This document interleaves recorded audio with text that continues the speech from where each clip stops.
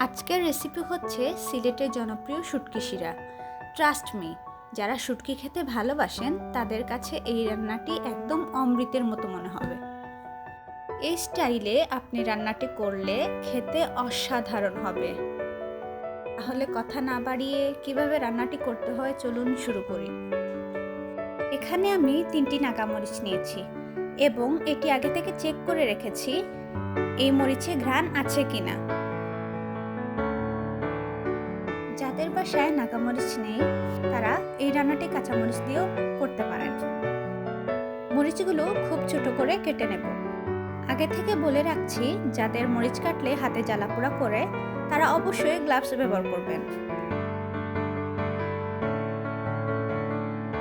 তারপর লাগবে কুচি করে রাখা 1 কাপ পেঁয়াজ, 1 টেবিল চামচ রসুন বাটা, স্বাদ মতো লবণ, 1 চা চামচ হলুদের গুঁড়া, 2 পিস তেলাপিয়া মাছ ভেজে নিয়েছি।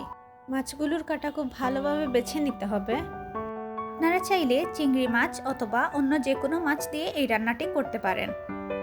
7 থেকে 8টা শীতলের শুটকি লাগবে এবং এটা হচ্ছে এই রেসিপির প্রধান উপাদান।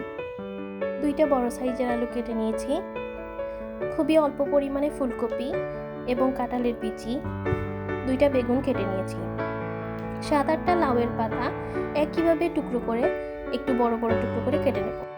আপনারা চাইলে এই রান্নাতে ঝিঙ্গা, চিচিঙ্গা, শালগম, শসা এইসব তরকারিগুলো ব্যবহার করতে পারবেন।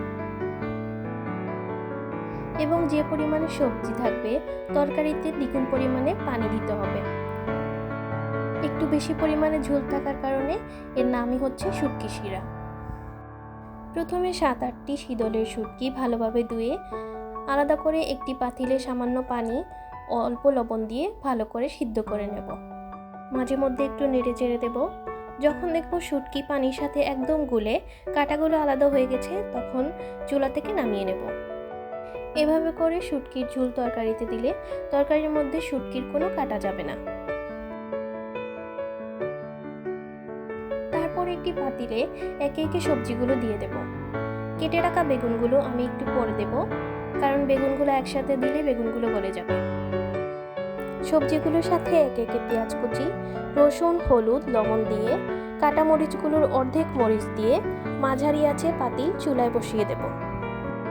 শুটকি শিরার একটি বিশেষত্ব হলো এই রান্নায় কোনো তেল ব্যবহার করা হয় না। মাঝে মধ্যে সবজিগুলো একটু নেড়ে চেড়ে দেব।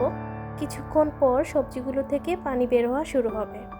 সবজিগুলো একটু কষানো হয়ে গেলে আগে থেকে শুটকির জাল করা পানিটা এই সবজিতে দিয়ে দেব। আপনারা একটু খেয়াল করে দেখবেন আমি ঝোলগুলো কিভাবে দিচ্ছি, যাতে কোনো কাটা তরকারিতে না পড়ে সেদিকে খেয়াল রাখতে হবে। শুটকির ঝোলগুলো দিয়ে দেওয়ার পর আমি কাটাগুলো না ফেলে আবার একটু পানি দিয়ে এগুলো ধুয়ে আর একটু পানি অ্যাড করে নিয়েছি।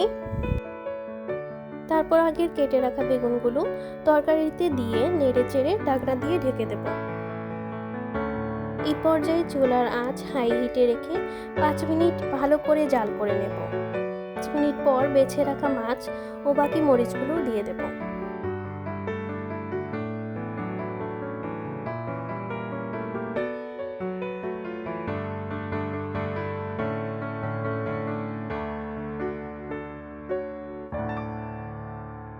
কিছুক্ষণ জাল করার পর যখন তরকারির ঝোলটা শুকিয়ে আসবে তখন চাপ দিয়ে দেখব সবজিগুলো সেদ্ধ হয়েছে কিনা।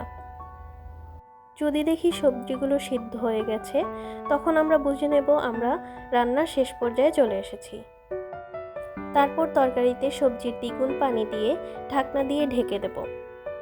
এই সময়টুকু একটু সতর্ক হয়ে থাকতে হয় যেন তরকারি উপচে পড়ে না যায়। 5 মিনিট পর যখন দেখবেন তরকারিগুলো এভাবে ফুটতে আরম্ভ করেছে তখন চুলার আঁচ বন্ধ করে দেবেন। ব্যাস তৈরি হয়ে গেল সিলেটের জনপ্রিয় শুটকি শিরা। যারা শুটকি খেতে পছন্দ করেন তারা অবশ্যই বাসায় একদিন ট্রাই করে দেখবেন, জানাবেন কেমন হয়েছে। ধন্যবাদ।